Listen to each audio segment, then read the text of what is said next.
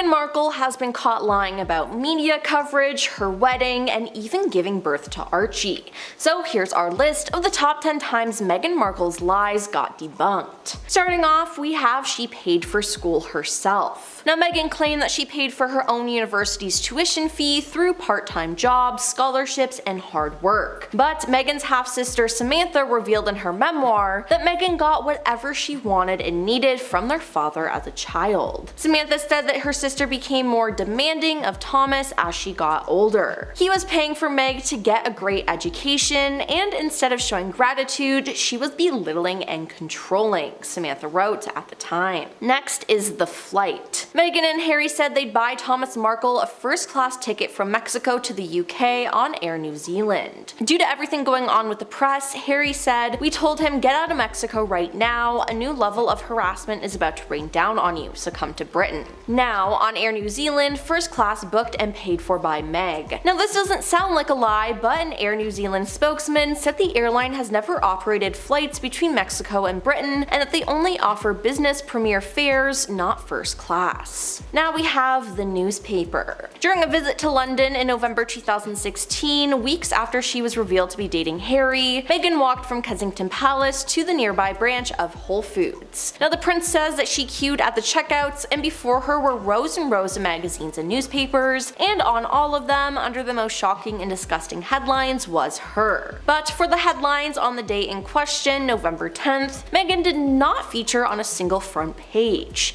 Now, even if she had, she wouldn't have seen them at Whole Foods because they don't sell newspapers, and the only magazines it stocks are specialist lifestyle publications. Now, I can't even think of a logical explanation for this other than them lying. Moving on to the lawsuit. In Spare, Harry complains that Meghan's lawsuit against the Mail on Sunday, which they announced in October of 2019, was barely getting covered at all in the newspapers. He said the lawsuit wasn't as covered as widely as, say, Meg's daring to shut her own car door. In fact, it was barely covered at all. Nonetheless, friends took note. Many texted, "Why now?" Now, this just isn't true though, because the media actually heavily reported on the lawsuit. Now let's talk about lying about birth. The palace announced that Meghan had gone into labor after she had given birth and was already at home with Archie. Now, Archie was born at 5:26 in the morning on May 6, 2019, but the palace didn't announce anything about the birth until 2 p.m. that afternoon. Then Meghan and Harry didn't fulfill the tradition of taking photos with Archie just hours after he was born. Then there's privacy. Meghan and Harry went on and on in the media about how bad they wanted their privacy and stated that was the reason why they left the royal family. But the pair then went on to do a bombshell interview with Oprah Winfrey, had a 6-part docuseries with Netflix, and then Harry came out with a memoir. On to the fight. Meghan and Harry claim that William attacked Harry in the kitchen of Nottingham Cottage in 2019 and that he fell on one of the dog's bowls, which cracked due to it being ceramic. Now, there are two holes in this story. The first is that Harry and Meghan were not living at Nottingham Cottage in 2019. They were living at Frogmore Cottage during this time. They were, however, living at Nottingham Cottage in 2018. And finally, the dog bowls were metal, not ceramic, as shown in photos that were taken before the alleged fight. Now we have that she didn't know about the royals. When Meghan and Harry got engaged in November 2017, she claimed she barely knew who he was or his family was when they went on their first date. But Meghan had written about Prince William and Kate's wedding on her blog The Tig, and her friend said she was fascinated by both the royal family and Princess Diana and had aspirations of being Princess Diana 2.0. Next up are Archie's photos. Meghan suggested that if her son Archie had gone to school in the UK, he would have been hounded by the press and paparazzi. However, there are strict rules governing the press which prevent photos being taken of children at school, so this wouldn't even be possible. And finally, we have the secret wedding. In the Oprah interview, Meghan claimed she and Harry had a private wedding without witnesses 3 days before they exchanged vows in front of the world. It was just them and the Archbishop of Canterbury, but the Archbishop has denied legally marrying the pair, but refused to rule out a private vow swapping ceremony before their televised wedding. Why Meghan may be bracing for a new wave of negative headlines. Meghan Markle and Prince Harry decided to leave the royal family in 2020, and since they've exposed all of the royal secrets in interviews and in documentaries. Now, Prince Harry and Meghan Markle have been given dire warnings to not abuse the trust they were given when they were informed of the Princess of Wales' cancer diagnosis, a royal expert has claimed. Author Tim Quinn said that since stepping down as senior royals, the Duke and Duchess of Sussex are no longer in the primary loop, meaning that when something is about to go public, they are either told or not told on a case-by-case basis. Now, this means that they are not automatically included in announcements. The royal expert said there is a feeling within the royal family and Kensington Palace officials that Meghan and Harry have to be very carefully managed, as they can't be trusted. Now, the author's comments came amid speculation that Harry and Meghan were not given an advance warning of Kate's diagnosis. Now, this makes sense though, because they always speak out about what's happening in the royal family. Now, over the years, Meghan has spoken out about some experiences she went through, which the royal family didn't like. Also, there have been some damning stories about her that she's denied, but it all proves to be real. For example, when Meghan was a working royal, she was accused a lot of being a bully and bullying staff members. Now, Meghan denied this, but many people came forward. Speaking to Valentine Lowe and Kieran Southern in The Times, the unnamed former employee, who is among staffers who signed confidentiality agreements, stated, "The only way to end it once for good is for us to be allowed to speak and for the palace to firmly reject their lies," referring to Harry and Meghan. Now, the individual claims that they have been bullied by the Duchess during their time as a working royal, leading to a review conducted by an independent law firm, although the results were not publicly released by the palace. Now, Harry and Meghan have consistently denied allegations that Meghan has bullied staff. The former aide spoke to the newspaper on the condition they could remain anonymous due to being angered by the two Harry and Meghan trailers. They said that the palace should step up by lifting the non-disclosure agreements and should publicly respond to the couple's attacks. They added, "It's emotionally draining, it feels like there's no end to it. I certainly have chosen to remain silent out of respect for the crown, but if they keep attacking us and our characters, reputation, etc., we need to feel that we are equally supported by the royal family." Now, they're not the only one who spoke out. As you see, another staff member claimed that she was harassed by Meghan when she was out for dinner. She said every 5 minutes she would receive calls from the Duchess, which went on for days. Now, Meghan's PA, Melissa Tubati, also resigned 6 months after the royal wedding.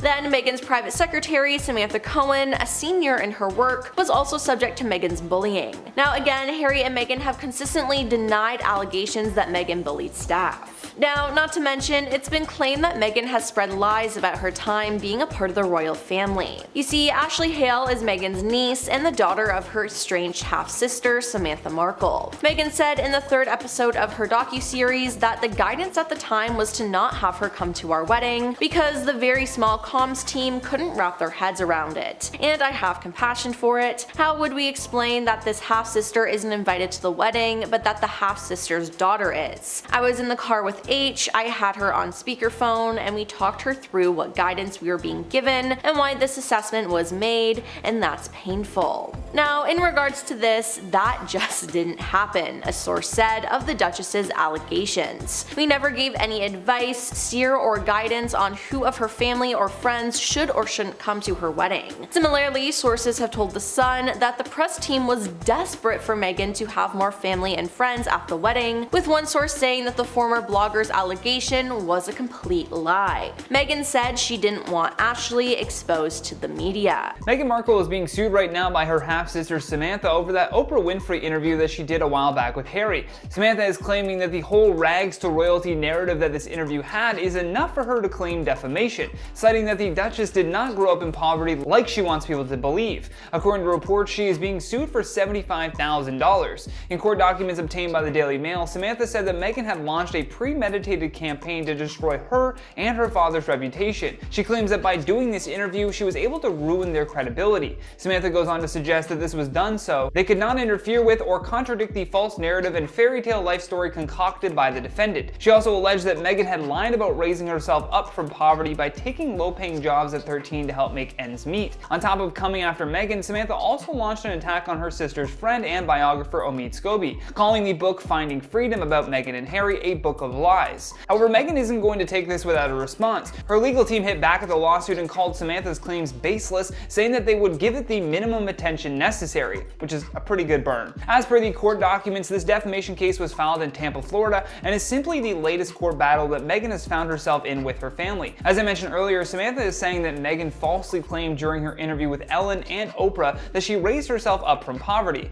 She claims that the Duchess never had to work to pay for her Northwestern college education and argued that the story of her struggling with an older car was a lie. In the document, she also cites other claims that Meghan made that were also untrue. I guess as a way to show that there was a pattern of lying, the document lists Meghan's claims of having no siblings, little contact with her family, and that her family could only afford the $4.99 salad at Sizzlers. Going back to that book though, Finding Freedom, the lawsuit claims that the book caused her substantial and irreparable prejudice, injury, and harm to her reputation, including one line that she had dropped out of high school. Samantha hits back at this claim by saying that the truth is that she was seriously injured from a fall from a rope swing, resulting in paralysis on her left side and blindness in one eye at that time, and she was then diagnosed with MS. She also rejected the notion that she and Meghan had only met a handful of times. The lawsuit goes on to say, "This is false. Samantha spent time with defendant on a regular basis throughout her childhood and even lived in the same apartment house with defendant for a period of time. Samantha picked up Meghan from school, took Meghan for ice cream and to the mall regularly, and spent many family holidays with the defendant." The lawsuit then goes on to add, "This is an attempt by Meghan to create the false impression that Meghan was essentially an only child with no contact with other family members, or as Meghan stated on Oprah, that she had no siblings. Meghan apparently wanted to convince the public that her family members knew nothing about her life and thus were not qualified to contradict the false narrative Meghan had fabricated about her life." Meghan's attorneys though are doing their best to dismiss all of this, saying that the lawsuit is absurd and a continuation of a pattern of disturbing behavior. Number 10, lying about her father. In the first installment of the Tell-All series, Meghan says that she attempted to contact her father Thomas Markle multiple times in the lead up to her 2018 royal wedding, after it had emerged that he had staged paparazzi photos for money. During the documentary, messages between Thomas and Meghan were shown on screen, but Meghan claimed that his responses seemed fake and his phone had been compromised. She said, "It was really weird. You know how people text, right? My dad used a lot of emojis and a lot of ellipses and ... and this was just the opposite, and it called me Meghan." And I was like, "He's never called me Meghan any day that I've lived on this planet." And I was like, "That's not my dad." However, Thomas has now come out saying that it really was him who sent those texts. He said, "I wrote every word that I sent from that phone, which is still in my possession. For her to claim my phone was compromised is simply not true. I wrote that text as I lay in a hospital bed after having 2 heart attacks and having stents put in. I wasn't angry. I was in the hospital. They never once asked how I was doing. When I got their messages, I was upset. I thought I didn't deserve those messages." So if those texts were really from her father, why did Meghan make it seem like he had been hacked and someone had taken his phone? It just doesn't make any sense. Number 9, the privacy issue. There's been plenty of criticism in the wake of the Netflix series being released, and a lot of it comes down to the apparent hypocrisy surrounding Harry and Meghan's decision to leave the royal family in pursuit of a reclusive life away from it all. The series again pushes the idea of the excessive media intrusion into their lives, with multiple clips of the couple being pursued by crowds of paparazzi, and so people feel that the added publicity and attention they are getting from the documentary is completely at odds with their reason for leaving the UK and abandoning their royal duties. In fact, they've received so much backlash for this that they have now released a statement saying they never wanted privacy in the first place. It wasn't them exactly, but it was their global press secretary Ashley Hansen, who released a statement on behalf of the couple saying, "Duke and Duchess have never cited privacy as the reason for stepping back. This distorted narrative was intended to trap the couple into silence." In fact, their statement announcing the decision to step back, she went on to say that they are choosing to share their story and blame the tabloid media for the negative press coverage of their documentary. But even this amount of backpedaling won't change the narrative that Harry and Meghan continue to put out there, which is that they want a simple life out of the royal spotlight. Number 8, criticizing William and Kate. One thing about the documentary that was glaringly obvious was that Harry and Meghan were using it as an opportunity to subtly diss William and Kate's marriage. In the first 3 episodes, when Harry explained explained his reasons for marrying Meghan, he compared her to his late mother, Princess Diana, and said that when it comes to choosing a partner, he was more like her than William, because he made his decision from his heart rather than his head. Then, in what really sounded like a criticism of his brother, he said that in the royal family, the temptation is to marry someone who fits the mold, obviously referring to Kate Middleton. He also said that as products of divorce, both he and Meghan were determined not to make the same mistakes as their parents. For her part, Meghan recounted the first time that she met William and Kate and said that she was surprised by how formal they were, even behind closed doors. I guess I'd start to understand very quickly that the formality on the outside carried through on the inside. In comparison, Meghan said that the first time she met the couple, she wore ripped jeans and was barefoot when they came over for dinner. She said, "I was a hugger. I've always been a hugger. I didn't realize that is really jarring to a lot of Brits," which seemed like an obvious attempt to make the pair out to be cold, even towards their own family. Number 7, changing their story. Something that doesn't sit right with fans is that Harry and Meghan seem to have changed their story on more than one occasion. 5 years ago, the Sussexes told the world that they met via a friend who set them up on a blind date. They revealed this in an interview with the BBC, which was organized for the announcement of their engagement. Harry said, "We first met, we were introduced actually by a mutual friend," before being interrupted by Meghan, who said, "We should protect her privacy." And then Harry says, "It was through her." But now the couple have told Netflix that the interview was completely rehearsed and more like an orchestrated reality TV show. What they're now saying is that they actually met on Instagram when Harry spotted Meghan in a mutual friend's feed. So that did a complete 180 on their story. It does sound more realistic now, but it's weird that they casually just admitted to lying about how they met. "Meghan and I met over Instagram. I was scrolling through my feed and someone who was a friend had a video of them. It was like a Snapchat. It was dog ears." Not only that, but they previously claimed that Harry proposed during a normal night where the two were roasting chicken, but they now have revealed that the proposal actually took place during an evening picnic in the garden. All things considered, it's a little strange that they managed to come up with 2 different stories and admitted that interviews they've given before were totally fake. Number 6, disrespecting the Queen. While Netflix producers put a disclaimer in the beginning of the documentary explaining that all the interviews were filmed before the passing of Queen Elizabeth II, that wasn't enough to quell the backlash that came from one specific mention of Her Majesty in the 2nd episode. In a video clip that had gone viral on social media, Meghan was seen laughing uncontrollably as she described how Harry introduced her to the Queen. She said, "It was like that, like I curtsied as though I was like, 'Pleasure to meet you, Your Majesty,' like, was that okay?" She pauses to curtsy dramatically, but she's sitting down so she almost falls off of the couch. But next to her, judging from his body language and facial expressions, it seems as though Harry did not like the idea of his wife mocking his family traditions and cultural beliefs. Meghan was obviously joking, but not everyone was happy with that delivery. The editor of Elle American, Ben Q, retweeted the clip and wrote, "Meghan Markle mocking the late Queen, but don't forget she still wants her title as the Duchess of Sussex." And in a separate post, journalist Benjamin Butterworth said, "This is just nasty and unbecoming. Meghan looks like a school bully." Social campaigner Anna McGovern wrote, "Harry said that having to explain to Meghan Markle that she would have to bow to his grandmother was weird. Exactly 2 months after the Queen died, they slandered the royal family and reaped the monetary rewards. This is a pathetic performance that we all see through." Number 5, misleading footage. Netflix has already been criticized for using footage that is completely unrelated to the couple, all to try and paint a very specific picture of them struggling to escape media attention. They used footage of Katie Price during her court appearance, clips from a Harry Potter film premiere, and even a video of Donald Trump's former lawyer, Michael Cohen, being chased by photographers. For a bit of damage control, representatives of the couple have come forward now to defend the use of stock images and videos throughout the series, calling it standard practice in documentary and trailer production. While obviously a Netflix series is going to be somewhat sensationalized, it seems as though producers have taken an extra step to make it seem like the couple are constantly being hounded by paparazzi. Number 4, no royal lessons. During the documentary, Meghan brought up the 2001 film The Princess Diaries while talking about learning royal protocol in the early stages of her relationship with Harry. And according to the Duchess, she did not get the same training that Mia received from her grandmother, the Queen of Genovia. Quote, "There's no class where some person goes, sit like this, cross your legs like this, use this fork, don't do this, curtsy then, wear this kind of hat. It doesn't happen.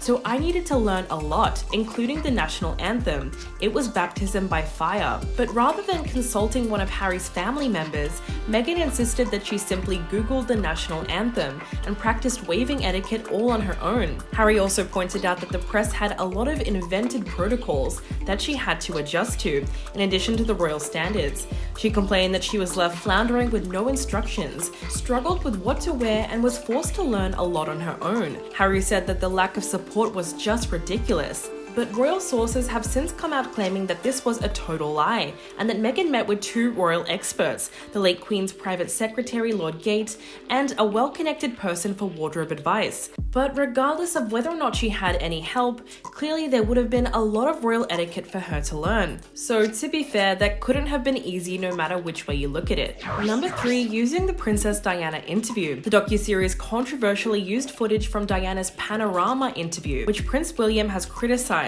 when a review found that the journalist Martin Bashir tricked Diana into agreeing to it, relying on documents that he forged to claim that the palace was following her. William said that the interview should never have aired again, but the documentary aired a clip and Harry said that his mother had spoken the truth in that interview. It's perhaps not a surprise given the Diana and Meghan comparisons that have been made by many from day one of the couple's relationship, but Harry revealed that he too sees a lot of his mother in his wife. He said, "So much of what Meghan is and how she is so similar to my mom. She has the same compassion, the same empathy, she has the same confidence, she has this warmth about her." Harry also spoke of the driving motivation to protect her from the same fate of his mother, who tragically died in a car crash in Paris after she was chased by paparazzi. Although this comparison seemed relatively inconsequential and even heartwarming, many found it to be one of the most disrespectful parts of the documentary. Piers Morgan tweeted, "By far the most sickening part of this show for me was the constant use of Harry's late mother, Princess Diana,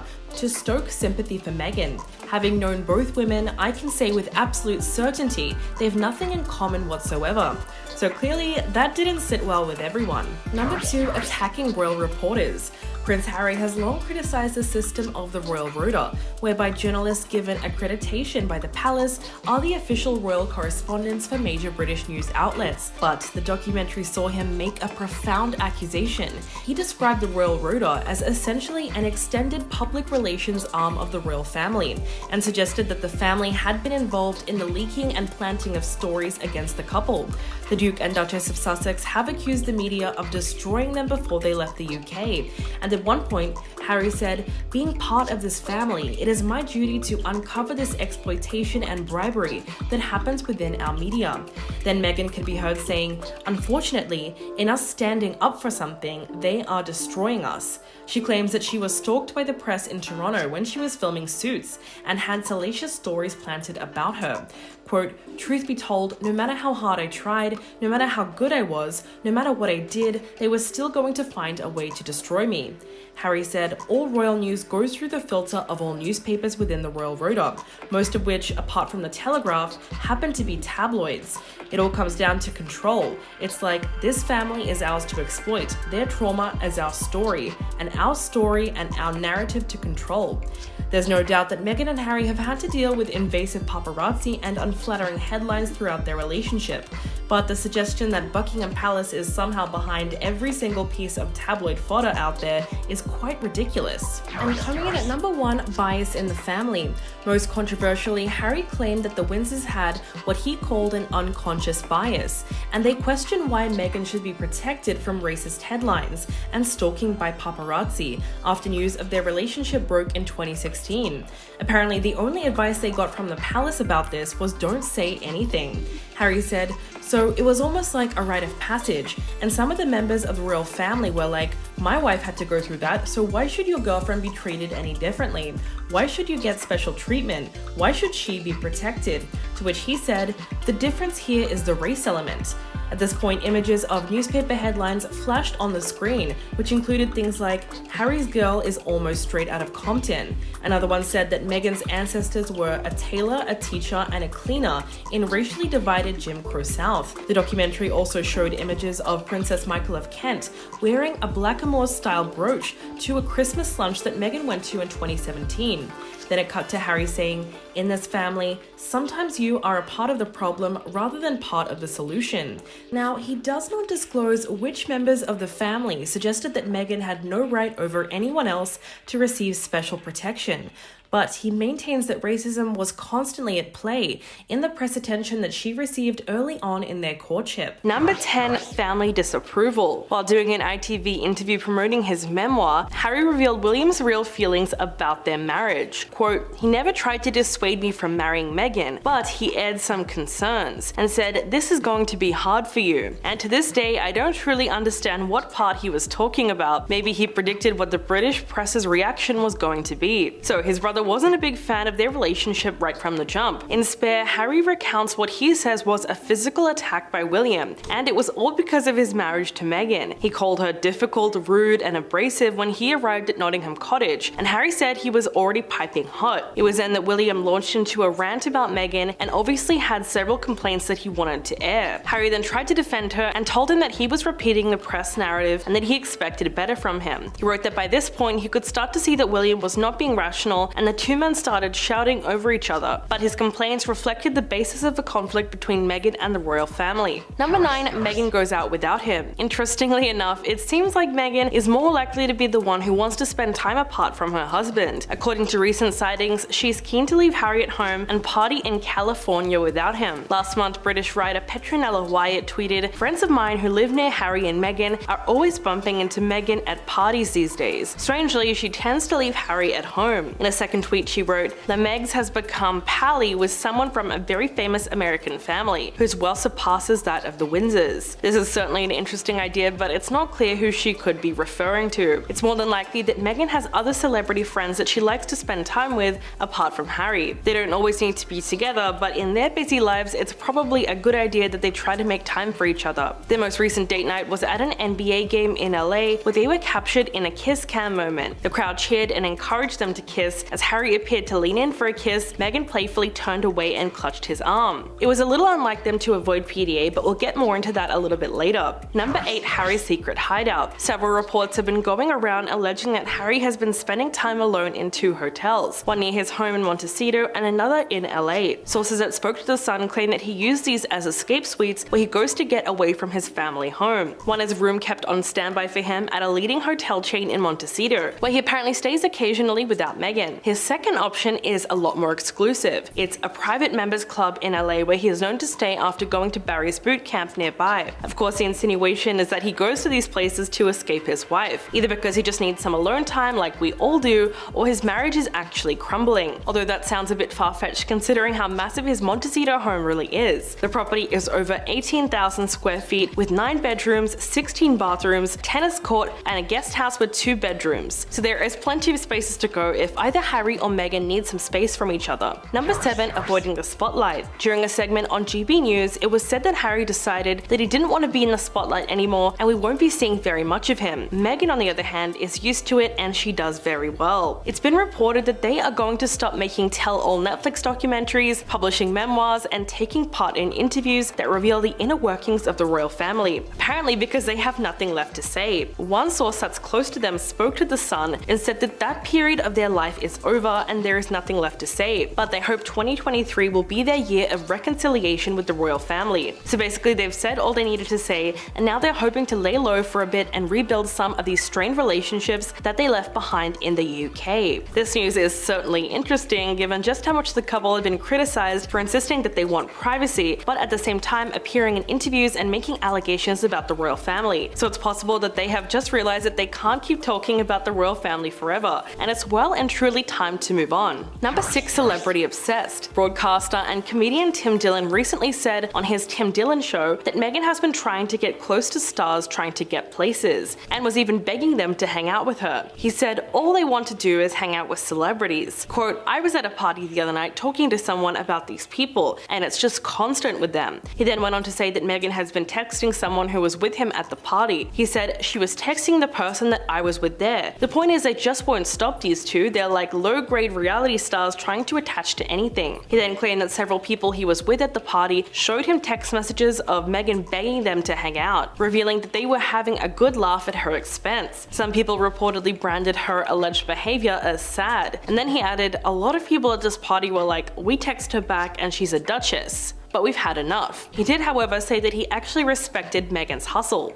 Number 5, taking time apart. Multiple reports have alleged that the couple were taking time apart, with Harry being ready to partake on a solo trip to Africa for a new documentary. On July 18th, Radar Online revealed that the couple were taking time apart in order to rebuild their marriage and save it from divorce. Shockingly, that is not the only outlet that has addressed the situation. The Spanish newspaper El Heraldo reported that Meghan Markle filed an $80 million demand to ensure that her children remain on American soil. It's also been said that King Charles is ready to intervene should the royal couple ever decide to divorce. He's reportedly willing to welcome Harry along with his grandchildren Prince Archie and Princess Lilibet. It all comes after Radar Online quoted insiders who said Meghan and Harry were trying to figure out what hit them, but these reports were contradicted by their representatives, and a friend has already dismissed these rumors. The source close to the couple addressed the claims that they were splitting up and called them complete garbage. One of Harry's reps told Page 6, "This is not true, it's literally all made up." Number 4, body language. Speaking to the Mirror, body language expert Judy James said that while they have not been as tactile as they have been in public previously, some of their rituals are still alive and well. She said Harry and Meghan have been a walking testimony to marital bliss. Their face-gazing looks of mutual adoration and their inability not to touch, hug, stroke, or clasp hands with each other for longer than a few moments has always proved that however controversial their comments, their love was an ongoing success story. When describing Meghan, she said her wide smile when she is with Harry looks like a statement, a social gesture to let her fans know that her life is still happy and perfect, although his expression is a bit more muted. These breakup rumors came around the same time that some of their Hollywood ventures have proven to be tiresome. Vanity Fair's royal editor Katie Nicole said that Harry and Meghan have churned out a narrative that she thinks has become quite tiresome for most people now. Quote, "There has been for some time an expectation of when we will hear and see content that isn't related to the fallout of the royal family and isn't related to his past, and seeing something new. As of yet, we haven't." Number 3, outside pressures. The couple's marriage is said to be a hot topic among the residents of Buckingham Palace. An unnamed friend of King Charles stepped forward to offer some insight into what he's feeling right now in terms of all these divorce rumors. The person in question broke their silence with the Daily Beast and said that the marriage has to work, but it's not the case of King Charles saying Harry has made his bed and he has to lie in it. It's more of a case of a father wanting his son,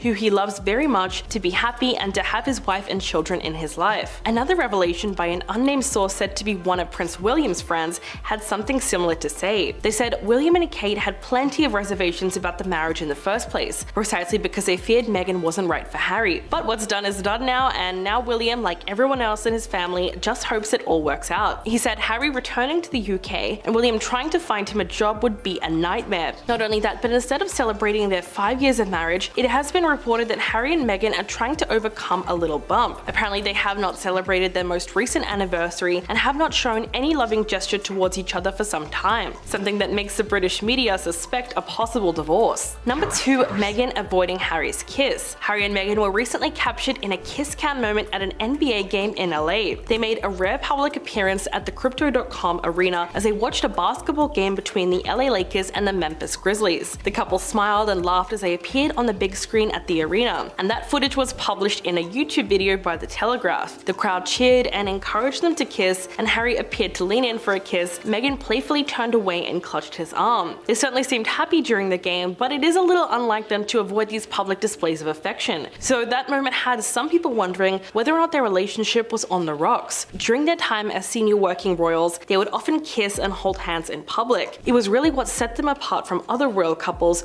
who were a lot less inclined to show PDA. These little affectionate moments really made them seem warm and authentic. So if we don't see that as much anymore, it might be a sign that something is up. and coming in at number 1 are financial issues. It's no secret that Harry and Meghan have had their multi-million-dollar Spotify contract scrapped. According to a joint statement, Spotify and Archwell Audio have mutually agreed to part ways and are proud of the series that they made together. So the couple's lucrative deal to produce podcasts has now come to an end. The exact reason for this cancellation remains a mystery, but of course there are a few theories going around. One of them being that Meghan and Harry simply did not hold up their end of the bargain when it came to pumping out content. A source close to the situation told the Post that the Archwell Media Company didn't produce enough content to receive the full payout of the $20 million deal. Spotify was also said to be unhappy at the pace in which the couple were working to create these new episodes. Since signing the deal in December of 2020, they failed to produce any solid programming until the Archetypes podcast 2 years later. You've had the Duke and Duchess of Montecito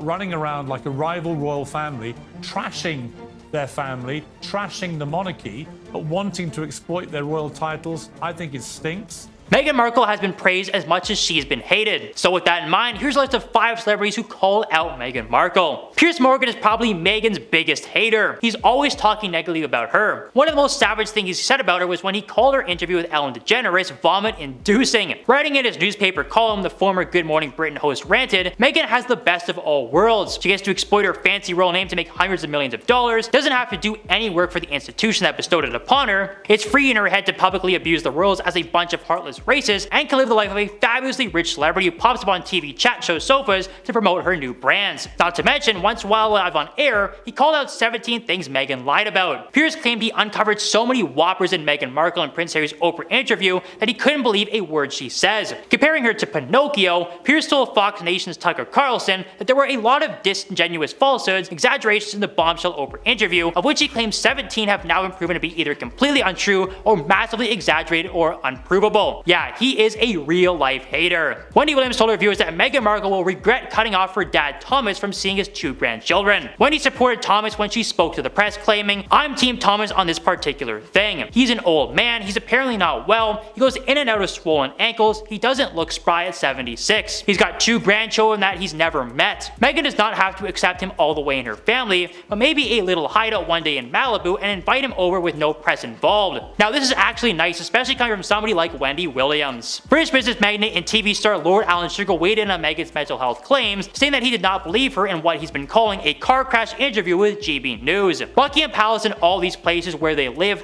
doctors are visiting privately every single day of the week, so if she had something wrong with her, I'm absolutely sure that a psychiatrist or whatever could have come and visited, no one would need to know. I should imagine the Queen has had many visits, and indeed some other members of the family have had many visits from doctors. They're very private and confidential and very carefully conducted. For that reason and that reason alone, I don't believe her at all. Megyn Kelly is a political commentator and talk show host, so of course she had to talk about Meghan. After their interview with Oprah aired, she tweeted, "M&H pretend that no royal has had it worse in the press than they have. Give me a break. Have you ever seen such privileged people wallowing in their own perceived victimhood like this?" She didn't stop there though. On the Good Morning Britain TV show, Kelly claimed Meghan was completely unaware of how her revelations to Oprah would be perceived by viewers. The interview was peppered with compliments of herself, while she was making complaints that would be totally unrelatable to 99% of people. British media personality and controversial commentator Katie Hopkins made several hateful statements over the years, so much so that she was permanently banned from Twitter for hateful conduct. Now Katie thrived off mocking and bullying the Duchess, even going as far as spoofing one of her interviews by dressing up as her. The Mirror reported that Katie appeared in an interview for a Channel 9 documentary about Meghan and called the Duchess of Sussex the biggest hypocrite there is,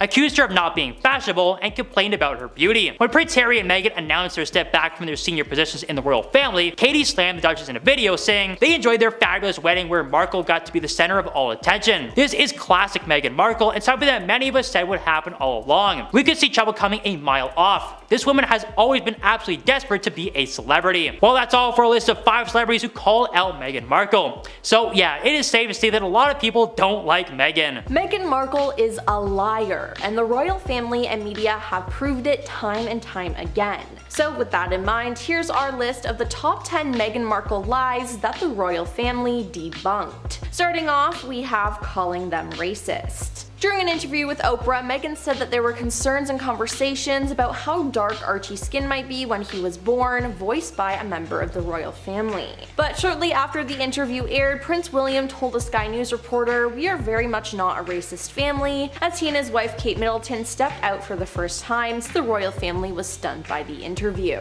Then there's lying about clothes. Meghan said, "To my understanding, you can't ever wear the same color as Her Majesty if there's a group event, but then you also shouldn't be wearing the same color as one of the other more senior members of the family." So I was like, well, what's a color that they'll probably never wear? Camel, beige, white. But she actually wore a lot of black, which was not allowed, as well as bright colors and patterns. Now we have the whole "we want privacy." Both Meghan and Harry have claimed that they left the royal family and moved to the US to have more privacy, but that's simply not the truth. When they came to the US, they did a bombshell interview with Oprah Winfrey, a 6-part docuseries for Netflix, and Harry released a memoir. Moving on to I followed royal protocol. Now Meghan hardly ever followed royal protocol, which angered many people. Now there were many car rules that she broke. For example, when Meghan closed her own car door during her first solo appearance as the Duchess of Sussex, the internet freaked out. Then she also wouldn't wear the right clothes. Now there's even an article titled 72 times Meghan Markle broke royal protocol, and it seems like it's pretty hard to deny it.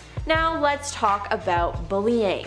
Individuals from the palace have claimed to have been bullied by the Duchess during her time as a working royal. These allegations were first reported by The Times, leading to a review conducted by an independent law firm, although the results were not publicly released by the palace. Then another staff member was harassed by Meghan when she was out for dinner, and Meghan's private secretary Samantha Cohen, a senior in her work, was also subject to Meghan's bullying. Then there's Archie's prince title. Meghan claimed that the royal family refused Archie's birthright, but that's simply not true. They were just following protocol. Because he was born when the Queen was still alive, Archie could only receive a title when Charles took the throne. King George V issued a writ in 1917 that only royal offspring who are in direct line of succession can be made prince and receive HRH titles. Now we have her accusing the institution of lying. Now during her interview with Oprah, Meghan alleges that she wasn't being protected by the royal institution, despite the fact that aides were happy to lie to protect other members of the House of Windsor. "Not only was I not being protected," she says,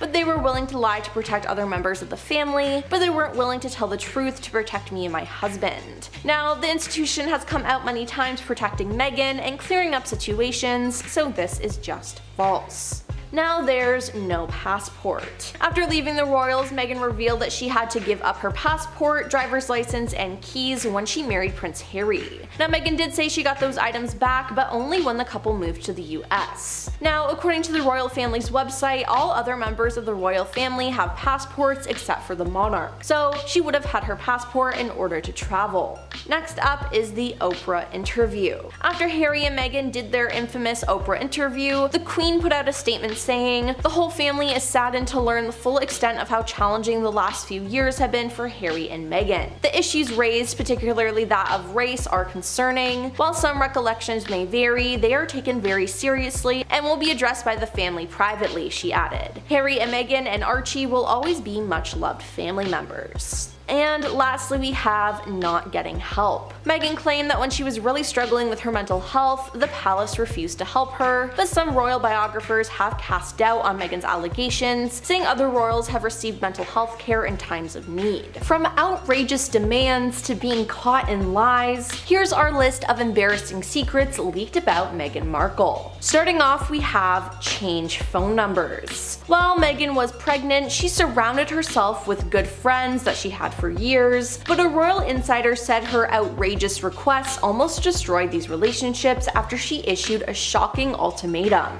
Meghan called her closest friends and told them that they needed to change their phone numbers for security reasons, the source said. She said that the palace security had told her that they didn't want people to be able to track Meghan through her friends' phones, but her friends said no, and she reportedly got very mad at them. It said that Meghan was being completely unreasonable, and she threw a fit and decided not to talk to some of her friends because they dared to stand up to her. Yeah, you can't really demand someone to do that for you. Next up is leaked story to the press. Now, the Royal Observer learned that Meghan has previously leaked stories to the media, which she has denied. In August 2020, OK Magazine reported that the couple's publicist provided a royal journalist with information about drones flying over their house in California. The reporter filed a request under Freedom of Information with the Los Angeles Press Department. The Freedom of Information requested that the report give away his source as a rep for Harry and Meghan. Now, the reporter cited the exact address in the document, which was provided to the LAPD. Now, the same reporter then cited a source in a report for the Daily Beast for an article titled, "Fearful Prince Harry and Meghan Markle report multiple drone flybys to LAPD will now pay for their own security." The source / the publicist then went on the record to suggest that the couple was dealing with unimaginable levels of press intrusion. It's then been said that every time someone is quoted as a friend of Harry and Meghan post royal life, that is actually their publicist. Then there's code names. In 2018, a report claimed that Prince Harry and Meghan's bodyguards stored the couple's numbers using secret names so that if they ever lose their phones, the numbers are not leaked. In fact, the report even revealed the code names that are being used for Prince Harry and Meghan. It said that the couple are called David Stevens and Danvia Scott. There is a clue in choosing these names, as both have the initials DS, which refers to the Duke and Duchess of Sussex. In the past, reports claim that Prince William and Catherine had their numbers saved as Danny Collins and Daphne Clark. Now, sources say that considering the risk it poses, these code names are changed at regular intervals so as to ensure no one who isn't supposed to lays their hands on their numbers. And finally, there's sister calling out lies. Now, Samantha Markle has claimed that her half-sister Meghan lied to the royal family about her past. Now, she made the claim during an interview with Fox News host Tucker Carlson. She said that her half-sister Meghan had told the royals in the UK that she had worked at the US Embassy in Argentina before her marriage to Prince Harry. Now, Samantha said that Meghan was only in Argentina on a study program and not for a proper job at the embassy. Since 2013, Meghan has often talked about how she worked for the embassy while deciding to double major in acting and international relations at Northwestern University. Now, Samantha said the role was in fact an internship paid by her father, Thomas Markle, with her uncle writing a letter of recommendation. She explained, "Our uncle Mike, who worked for the embassy, as a favor to Dad. Dad paid for a 5-week study program. A 5-week study program, it doesn't equate to working at the embassy," which she told Rachel Ray and Craig Ferguson on live television. Meghan Markle has done a lot of embarrassing things over the years, so let's look into the embarrassing moments that ruined her career. Now, starting off, we have her Ellen appearance. In 2020, after their royal exit, Meghan went on the Ellen DeGeneres show. She participated in a segment where she was supposed to be pranking local vendors, though many people think the prank was on her. She wore an earpiece and could only say or do what Ellen told her to do. Now, it included strange behavior such as rubbing crystals on her head, calling herself mommy, eating like a chipmunk, and singing. Now, it was truly embarrassing for her, and I personally think Ellen took enjoyment in it. The clip was posted on YouTube with fans and foes commenting things like, "It's lovely to see rich, wealthy people humiliate one another for the public. This should become a regular affair, and I hope those vendors got their money's worth." Another said, "Not sure what Meghan thought she had to gain from this." And finally, "I can't believe this is actually happening," which I agree with. It's just super weird and awkward, and I can't believe Meghan agreed to do that. Next up is the Prince Andrew mistake. Writing in his memoir Spare, Prince Harry recalls when Meghan met the Queen and the Duke of Sussex tells how Meghan mistook Prince Andrew for the Queen's personal assistant. He said, "She definitely hadn't Googled us," as he retold the encounter. Now, meeting your partner's family for the first time can be an extremely awkward and uncomfortable situation, which is probably amplified when they are the royal family. Now, Prince Harry has revealed that Meghan went into meeting his relatives somewhat unprepared. Now, Harry has documented his wife's first meeting with the Queen at the Royal Lodge in October 2016, and he wrote, "After a moment, Meg asked me something about the Queen's assistant. I asked who she was talking about. That man holding the purse. The man who walked her to the door. That wasn't her assistant. Who was it?" Now, Harry quickly prompted her that it was in fact his uncle, and told Meghan that was her second son, Andrew. He then wrote, "She definitely hadn't Googled us." Then there's Meghan curtsying to the Queen. In episode 2 of their docuseries, Meghan retold a story about how she had to curtsy for the Queen. Harry said, "My grandmother was the first senior member of the family that Meghan met. She had no idea what it all consisted of, so it was a bit of a shock to the system for her." Now Meghan said there wasn't like some big moment of now you're going to meet my grandmother. I didn't know I was going to meet her until moments before. We were in the car and we were going to Royal Lodge for lunch, and he's like, "Oh, my grandmother's here, we're going to meet her after church." And I remember we were in the car driving up and he's like, "You know how to curtsy, right?" And I thought it was a joke. Harry then said, "How do you explain that to people? How do you explain that you bow to your grandmother and that you will need to curtsy, especially to an American? That's weird." Meghan then chimed in saying, "Now I'm starting to realize this is a big deal. I mean, Americans will understand this. We have medieval times, dinner and tournament. It was like that. I mean, I curtsied as if I was like," and then she then bent down low on camera and swept her arms out wide and laughed as Harry looked at her awkwardly. Now the curtsy was definitely awkward, and comparing it to medieval times is just yikes.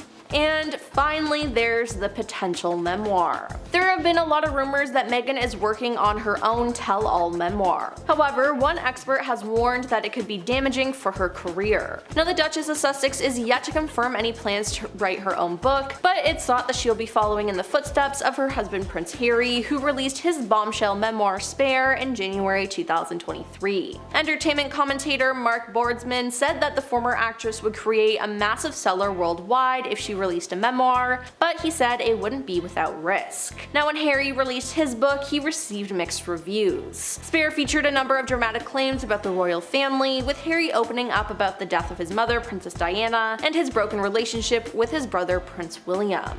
While it did break the Guinness World Record for the fastest selling non-fiction book of all time, sources have also claimed that Harry was shunned by his family and friends in the UK following its release. Mark said Meghan will have to learn from the feedback from Spare. Now, he also suggested that Meghan's memoir could ignite a new wave of controversy in her and Harry's feud with the royal family. So yeah, if she made her own memoir, even more people could turn on her and Harry. Number 10, the Queen was influenced. Palace courtiers have dismissed suggestions made by Harry that the Queen was influenced by her aides when she decided that he was out as a working royal. In the second half of his Netflix series, Harry claimed that his grandmother was swayed by the opinions of others, especially during the Sandringham summit in January of 2020, which was made to determine the future of Harry and Meghan as royals.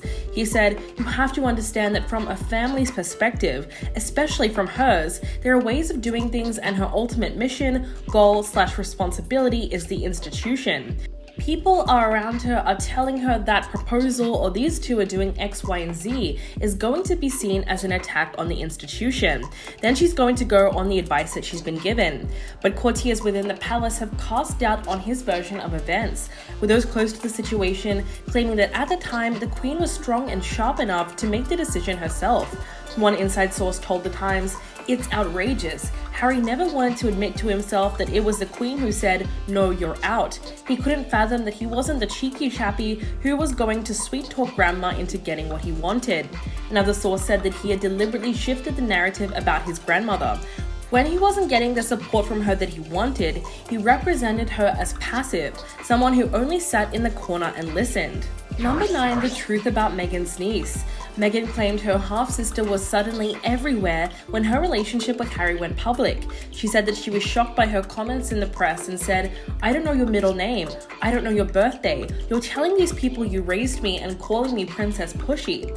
Samantha has since appeared on Sunrise this morning, and she certainly did not hold back her opinions about her sister. She said, "First of all, I will not call it a documentary. When I was trying to appropriately name it, it was a floppymentary. It is so much rhetoric at this point, and so many lies have been thrown out there, debunked, and yet there is still repeated need to push this narrative. It is ridiculous. It borders on comedy. It's that bad." The Sunrise host then asked her how she felt about the comments made about her specifically in the 3rd episode of the series by both Meghan and her biological daughter Ashley Hale. In response, Samantha said that Meghan lied about the entire situation and that Ashley not getting invited to the wedding was not the royal family's decision, it was Meghan's. She said, "No, I knew she was not at the wedding and it kind of saddened me, but it is surprising to hear that there was a narrative spun that made Ashley feel like she was not invited because of something having to do with me." So basically, she didn't feel that the royal family had instructed Meghan not to invite her niece, a claim that has now been debunked by multiple sources. Number 8, stories planted against them. One of the biggest accusations leveled against Prince William was that he and his office had been planting negative stories about the Sussexes. Harry spoke of the dirty game that was played by the royal communications teams and the media, where they would trade damaging stories about one family member in exchange for a negative story about another one being dropped. He said, "There's leaking, but there's also planting of stories. So if the comms team want to be able to remove a negative story about their principal, they will trade and give you something about someone else's principal." He went on to say, "To see my brother's office copy the very thing that we promised the two of us would never do, that was heartbreaking. I would far rather get destroyed in the press than play along with this game or this business of trading." Harry's claim that stories were leaked and planted by royal comms teams to remove a negative story about their principal really comes and goes without much context. In fact, a lot of the things that Harry has been saying on this point seems to be referring to what he witnessed as a child with his father's office. But then he says that he saw William's office do the very same thing without explaining why he thinks this or what stories he believes were planted or traded. Number 7, the renovation controversy. Meghan and Harry joked that their first royal home was too small and not what anyone would expect from a property in palace grounds. Before they got married, the couple arrived in Nottingham Cottage, which is a grace and favour home in the grounds of Kensington Palace. Then they later moved to Frogmore Cottage in Home Park, Windsor. But Meghan and Harry lament the reality of living at the cottage, which they says sounds like a palace, but it really wasn't. Harry said, "As far as people were concerned, we were living in a palace, and we were in a cottage on the palace grounds." Meghan said, "Kensington Palace sounds very regal, of course it does. It says palace in the name, but Nottingham Cottage was so small." Complained about how it had very low ceilings, and insisted that Harry would often bump his head because of them. This was one of the worst parts of the docuseries, as they tried their best to make the property seem undesirable. Of course, they did not address the renovation controversy at all. In fact, they subtly justified it. If you didn't know, they were accused of using exorbitant amounts of taxpayer funds to renovate the home, which was a little over $3 million. They eventually repaid it all, but only after being criticized in the name of public interest. Number 6, claims of jealousy. Amidst the list of bombshell accusations in the second installment of the series, viewers could not help questioning something that Harry said about his wife. He truly believed that there was some kind of jealousy from other royals towards Meghan, given the amount of media attention that she was receiving. He said the issue is when someone who's marrying in, who should be a supporting act, is then stealing the limelight or doing the job better than the person who was born to do this, that upsets people. It upsets the balance. Because you've been led to believe that the only way your charities can succeed and your mission can grow is if you are on the front pages of those newspapers. Harry then gave an example, saying that the first time the penny dropped was when he and Meghan were at Buckingham Palace after a joint event with every senior member of the royal family. That morning, every paper had Meghan front and center, with Kate Middleton on the side. According to the couple, it was at this point that they started being targeted by the monarchy that wanted them to fail because they stole the limelight. But this is represented with no evidence. In fact, the idea is mostly proposed by friends or contributors that were interviewed, which is a device that somehow leaves you feeling that the couple weren't quite prepared to say certain things themselves, but were quite happy for others to do so. Number 5, excluded from the family. The couple spoke about the moment they saw the rest of the family at Westminster Abbey for the Commonwealth service. This was apparently the first time they saw each other in person since announcing their decision to step back from their duties. And Harry said the meeting both looked and felt cold. He said, "I felt really distant from the rest of my family," which is interesting because so much of how they operate is what it looks like, not what it feels like. But it looked cold and it also felt cold. After discussing the death of his grandfather, Prince Philip, Harry brought up the time that he flew back to the UK to attend his funeral and admitted that it was hard going back for the first time since he and Meghan had left the family. It was difficult talking to his father and brother because they very much focus on the same misinterpretation of the whole situation. He said, "None of us wanted to talk about it at my grandfather's funeral, but we did. I've had to make peace with the fact that we're probably never going to get a genuine apology. or a genuine accountability. My wife and I were moving on, we're focused on what's coming next. So Harry believes that when he returned to the UK, his family were already giving him the cold shoulder. And it was at this moment that he realized they would never apologize for what they've apparently done. Number 4, the Sandringham Summit.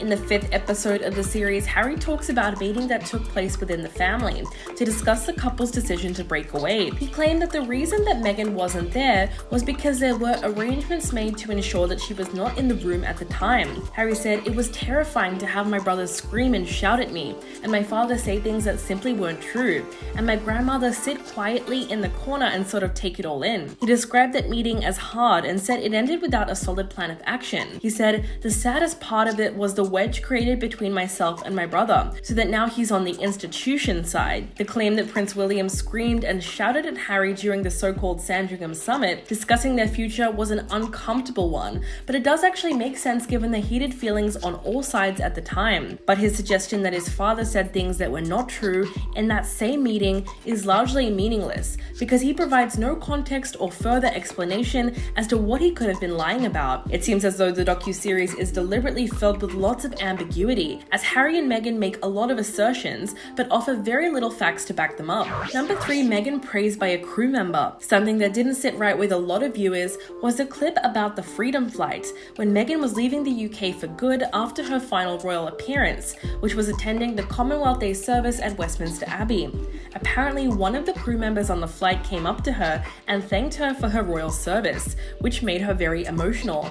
She recalled the moment saying, "I get on the plane and not the pilot but whoever was overseeing the crew, he came and he knelt next to my seat and took his hat off. I just remember looking at him and he goes, 'We appreciate everything you did for our country.'" Meghan explained that it was the first time someone had recognized the sacrifice that she made. She said, "Not for my own country, for this country. It's not mine." And that's the piece that's so triggering, because you go and it still wasn't good enough and you still don't fit in. According to Meghan, once she landed in Canada, she collapsed in the arms of one of the security guards and started crying, saying, "I tried so hard," to which the security guard apparently says, "I know you did, ma'am." The added drama might have been necessary for something on Netflix, but a lot of this seems more like the plot of one of their TV shows rather than a legitimate fact-based documentary. Number 2, attacked by the media. The documentary was loaded with negative headlines about Meghan, insinuating that this is what pushed them to the breaking point. Harry said the toll was visible, the emotional toll that it was having on both of us, but especially my wife. "We're going to have to change this for our own sake." He claimed that after their 2018 wedding, that was when the press really started to turn on them. Over 6-hour-long episodes, Harry and Meghan made it clear that they were crushed by the notoriously toxic tabloids, who were so egregiously racist and sexist in covering her. But it was the palace's lack of support that really broke them. The firm was unwilling to bend on their advantageous agreement with the royal press. In fact, since the docuseries aired, more and more people have been calling out the media for attacking Meghan. Top Gear's Jeremy Clarkson wrote a column in The Sun, which has provoked a mass outcry online, with social media users labeling it vile and horrific. In an article for the paper, Clarkson wrote that he loathed Meghan on a cellular level, and described a detailed depiction of her getting publicly shamed. As a result, his comments have drawn widespread condemnation. Number 1, their plans were ruined. In terms of the plan to give up their royal duties, Harry said that he initially asked for a half-in, half-out arrangement, where he and Meghan would have their own jobs but would still work in support of the Queen. The couple then described creating a plan that they hoped would bring them both safety and peace of mind. They talked about relocating to New Zealand or South Africa before they ultimately settled on Canada. In 2019, Harry claimed that the palace signed off on them moving to South Africa, which is something that the officers of his father, his brother, his grandmother knew about. He said no one else knew. It was very much an internal document. Then it was leaked to the Times newspaper, and the whole plan was then scrapped. After this, he spoke to Charles over the phone about the possibility of them moving to Canada, and he was told to put the request in writing. Only later did they find out that the tabloids knew about their proposal, as the emails to his father had somehow been leaked. According to Harry, once their Canada plans became a public debate, it was never going to happen. Meghan was a little more bold in making the accusation. She said, "His dad said put it in writing, and he did." And it was just 5 days later that it was on the front page of a newspaper. Number 10, fake footage. One of the key subjects in their new documentary is undoubtedly the intrusion of the media. It's the way that Harry and Meghan have tried to frame their situation. Harry and Meghan have tried to frame their situation as exactly what the late Princess Diana went through. In a clip showing various images of his mother being hounded by paparazzi, Harry says, "The pain and suffering of women marrying into this institution, this feeding frenzy, I was terrified. I didn't want history to repeat itself."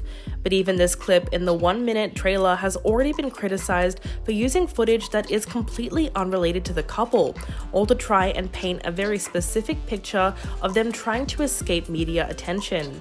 They also added in footage of Katie Price during her court appearance, a Harry Potter film premiere, and even a clip of Donald Trump's former lawyer, Michael Cohen, being chased by photographers. But that's left a lot of people wondering, why don't they just use their own footage if the same thing has been happening to them? Critics have also pointed out that the images of a photographer on a balcony taking a picture of the couple while they're holding Archie is completely staged. It turns out that it was actually from a photo shoot with an accredited photographer during Harry and Meghan's visit to Cape Town. But the documentary tried to make out that this was a super intrusive moment of them being captured on camera. So obviously they've chosen to stick with the story that they just want to live a reclusive life away from it all, but they cannot help being dragged into the spotlight. Number 9, Meghan wanted to be single. Another idea that the documentary pushes is that the Duchess desperately wanted to remain single before she met Harry, and that she had a fantastic life without him before it was all ruined by the press. Meghan, who had already been married once before, said that she was intent on being single, and a friend is quoted as saying that she was set on having a single girl summer, and then came H. She said that their first private date was at the Soho House venue on Dean Street in London, which is a private members club for creatives. Harry turned up late, and Meghan said she wondered if it was a demonstration of male ego, but he was apparently sweaty with nerves and immediately dispelled her fears on that front. Their first date lasted an hour, and she said she thought Harry was great fun. She then asked him to dinner again, back at the club, which he told her was so American and forward. The camera then cuts to Meghan's friend and Suits co-star Abigail Spencer, who says she had a whole life before she met H. Another one of her friends says she had a core group of friends. Meg was very outgoing, super social, living in Toronto. She was very open-hearted. Meghan then says, "I lived in a great little residential community. I had my 2 dogs. It was great and low-key. Go for hikes and walks, go to set. I loved my job." So all in all, she wanted to reiterate that she really loved her life before she met Harry. Number 8, they both made sacrifices. During the first hour-long episode, which includes a sit-down interview with the couple, as well as clips from a video diary, Harry can be heard saying, "This is about duty and service. And I feel as though being a part of this family, it is my duty to uncover this exploitation and bribery that happens within our media. My job is to keep my family safe, but the nature of being born into this position and the level of hate that is being stirred up in the last 3 years, especially against my wife and my son, I'm generally concerned for the safety of my family." Harry describes his and Meghan's relationship as a great love story, saying that she sacrificed everything she ever knew, the freedom that she had, to join him in his world. And then pretty soon after that, he ended up sacrificing everything that he knew to join her in her world. So basically, Harry made it seem like they both gave up certain things to be with each other. Meghan gave up freedom and the ability to live her life how she wanted. And then obviously Harry ended up giving up his royal duties and separated from his family to be with her. Later on, he also brought up the situation with her father Thomas and said, "Of course, it's incredibly sad what happened. She had a father before this, and now she doesn't have a father. And I shouldered that, because if Meg wasn't with me, then her dad would still be her dad." Number 7, dealing with paparazzi. Meghan opened up about the fact that she essentially had no training for her new role as a member of the royal family. She had recounted the blunt warning that she got over the phone from Harry shortly after news broke of their relationship in 2016. She said that while she was living in Toronto and filming Suits, she encountered a pack of 9 or 10 paparazzi as she was leaving a florist. She said, "They were all sort of blocking the cars going, 'Hey, how you doing, Meghan?' And I said, 'Oh, thanks. Stay warm, guys.'" Then she said, "I remember Harry saying the next day, 'You can't talk to them.' And I was like, 'I'm just trying to be pleasant. I don't know what to do. I've never dealt with this before.' And he said, yes, but the UK media is saying you love it. You're smiling. You love it. The screen then cuts to images of tabloids that came out about Meghan, implying that she liked the attention from paparazzi. Essentially, the Duchess believes that the press took advantage of her naivete in order to generate negative headlines. Although at one point she also says, "It's so funny if I look back at it now, because now I know so much and I'm glad I didn't then, because I could just authentically be myself without so much preparation." Number 6, stories planted against them.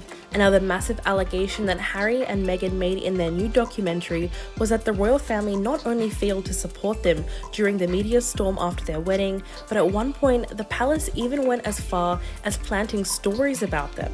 In one clip, Harry says, "There's a hierarchy of the family. There's leaking, but there's also planting of stories. It's a dirty game." Which is followed up by a clip of Meghan crying and saying, "I realize they're never gonna protect you." The explosive news series claims that there was a war against Meghan to suit other people's agendas. So essentially, they're claiming that the royal family were behind a lot of the negative stories that were published about her. During her infamous sit-down with Oprah, Meghan made it clear that Kate had a role in a scandalous report that came out about her during the royal wedding, when there was a series of headlines saying that she left Kate in tears due to a disagreement they had about bridesmaid dresses. According to Meghan, the reverse happened, and it was actually Kate who made her cry. And then she says, "I would have never wanted that to come out about her ever, even though it happened." So she made it seem like Kate was the real instigator, but unlike her sister-in-law, she would never want a bad story to come out about her. But obviously she was just upset that Kate did not publicly denounce those headlines, even though she did apologize in private. Number 5, Meghan's family. The Duchess said that she believed the British press were hell-bent on trying to make her mother fodder for the tabloids. She said, "You just have my mom, who's classy and quiet, and then you have the other side of my family that is just acting differently." Meghan went on to discuss her half-sister Samantha Markle, who she said was suddenly everywhere when her relationship with Harry went public. Meghan was bewildered by her comments in the press and said, "I don't know your middle name, I don't know your birthday. You're telling these people you raised me and calling me Princess Pushy." She also addressed the incredibly sad series of events that led to the falling out with her father, Thomas Markle. Meghan claimed that she was unaware that her father was working with the media.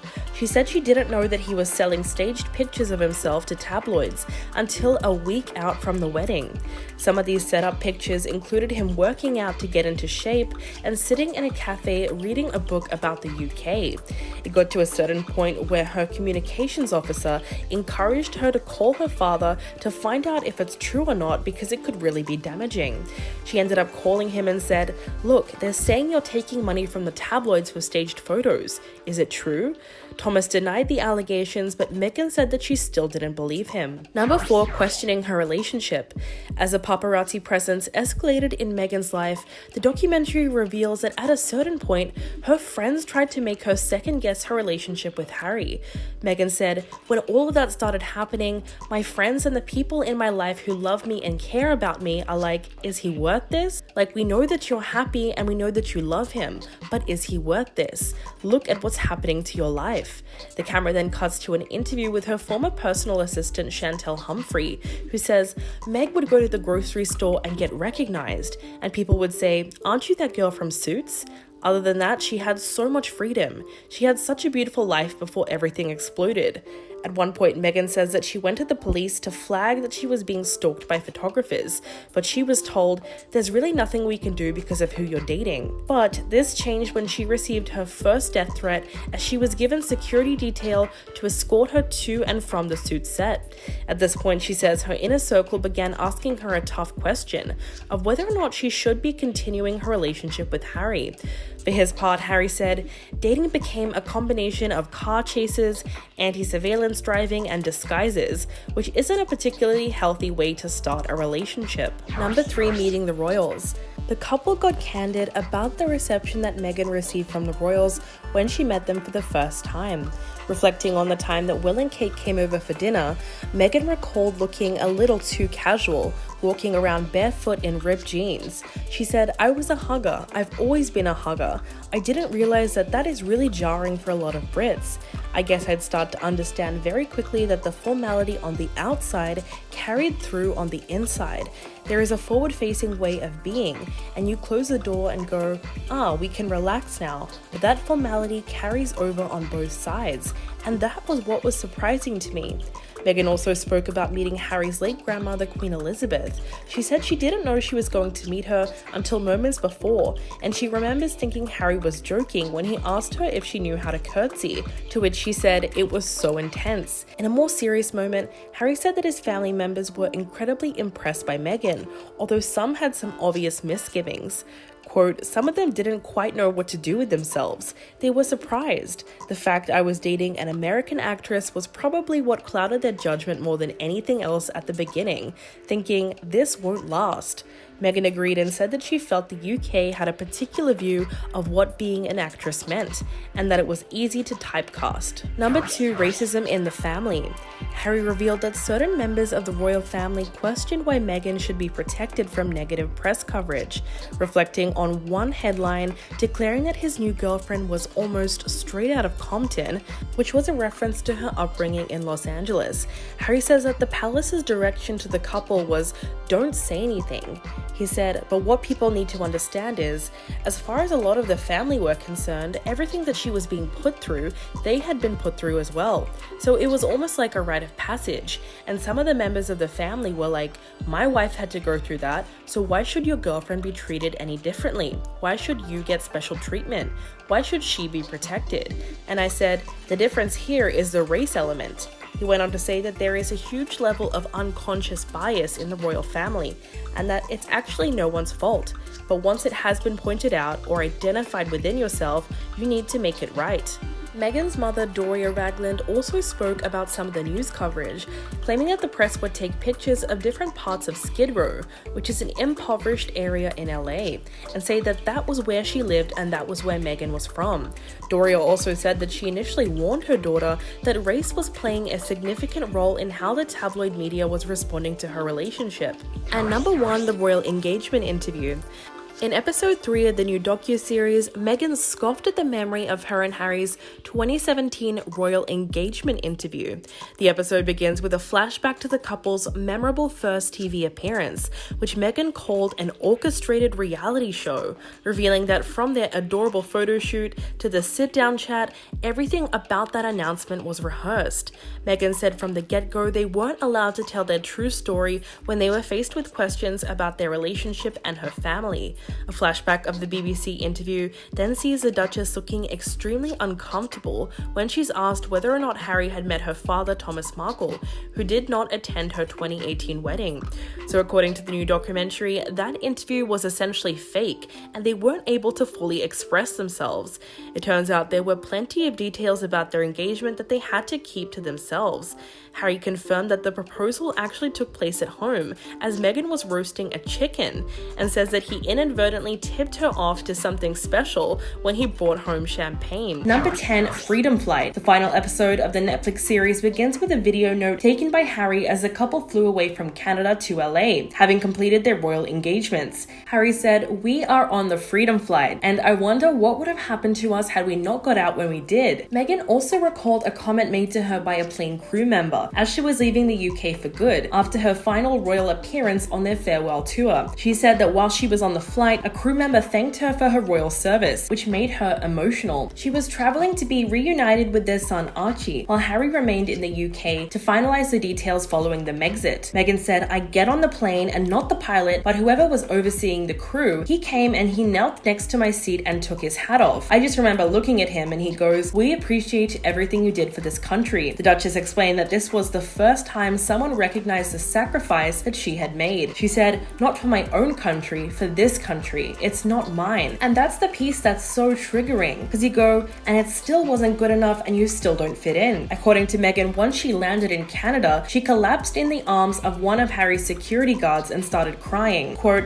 I was like, I tried so hard, and he goes, I know you did. I know you did, ma'am. So it was apparently a very emotional moment for her. Number 9, William leaked stories. In the latest episodes, Harry accused William's office of briefing against him by leaking negative stories about him and his wife Meghan to the media. He spoke about the dirty game played by the royal communications teams and the media, where they would trade damaging stories about one another in exchange for a negative story about another family member being dropped. Harry then explained that there's leaking, but there's also planting of stories. So if the communications team want to be able to remove a negative story about their principal, they will trade and give you something about someone else's principal. Apparently, he and his brother had agreed to stop this practice after seeing how it happened with their father's office during their breakdown in his marriage to their mother, the late Princess Diana. But now he claims that his brother went back on this agreement. Quote, to see my brother's office copy the very same thing that we promised the two of us would never ever do, that was heartbreaking. I would far rather get destroyed in the press than play along with this game, or this business of trading. That's a pretty big accusation to swing against William, to insinuate that he or his people fed the press negative stories on Meghan, all to try and get the heat off someone else. Whether or not that was something that actually happened is one of the biggest allegations made in this documentary, and it would likely do the opposite of repairing the rift between them. Number 8, his brother turned against him. In the 5th episode of the series, the couple recounts a family meeting that took place to discuss their decision to reduce their roles as working members of the royal family. Harry claimed that there were arrangements made to ensure that Meghan was not in the room and left out of the discussion. He said, it was terrifying to have my brother scream and shout at me, and my father say things that simply weren't true, and my grandmother quietly sit there and sort of take it all in. He described the meeting as hard and said that it ended without a solid plan of action. He went on to say, the saddest part of it was the wedge created between myself and my brother, so that he is now on the institution side. The allegations that Harry has now leveled at William, who is heir to the throne, will clearly cause the most headaches at the palace. It also points out the deterioration of what was once a close bond between the two brothers. Throughout their lives, the younger generation of the royal family has tried to find a balance between the fast-changing society that we have now and the rigid institution that is the monarchy. The tension can really be seen when you look at how William and Harry are living now. One leads a life of traditional duty, charity work, and military pageantry, while the other resides outside of LA and seems to be a bit more interested in Hollywood at the moment than anything else. Number 7, they were jealous of Meghan. In the 2nd installment of the series, Harry hinted that there was some kind of jealousy from other royals towards Meghan, given the amount of media attention that she was receiving. He said, the issue is when someone who's marrying in, who should be a supporting act, is then stealing the limelight or is doing the job better than the person who was born to do this, that upsets people. It upsets the balance, because you have been led to believe that the only way your charities can succeed and your mission can grow is if you are on the front pages of those newspapers. He then gave an example, saying that the first time the penny dropped was when he and Meghan were at Buckingham Palace after a joint event with every senior member of the royal family. That morning, every paper had Meghan on the front and center, with Kate Middleton on the side. He went on to explain Meghan's name would appear on the front page of the Telegraph, and then recalled her saying, but it's not my fault, to which he said, I know, and my mum felt the same way. According to Harry, at this point, the press coverage of his wife started becoming more and more negative, as it became apparent that she was taking attention away from other members of the family. Number 6, calling the royal family cold. When Meghan and Harry saw the royal family for the first time since announcing their decision to step back, Harry said it looked and felt a bit cold. The couple were at Westminster Abbey for the Commonwealth service, and he said, I felt really distant from the rest of my family, which is interesting because so much of how they operate is what it looks like and not what it feels like. But it looked cold, and it also felt cold. After discussing the death of his grandfather, the Duke of Edinburgh, Harry also spoke about the time that he flew back to the UK to attend Prince Philip's funeral. He admitted that it was hard going back for the first time since he and Meghan left the royal family, and it was difficult talking to his father and brother, who very much focused on the same misinterpretation of the whole situation. He said,